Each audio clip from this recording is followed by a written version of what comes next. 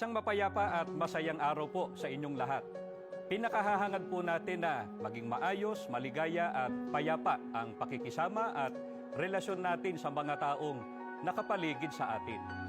Para matupad po yan, napakahalaga po na ang masunod ay ang mga kalooban ng Panginoon Diyos na nakasulat po sa Biblia.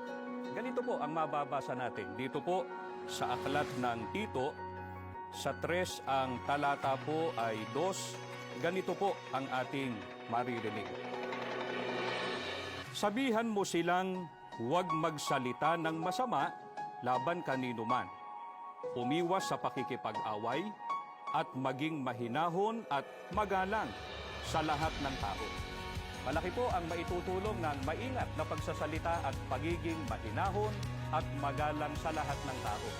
Kung nais po nating igalang tayo ng iba, ipakita rin po natin sa kanila ang gayong paggalang.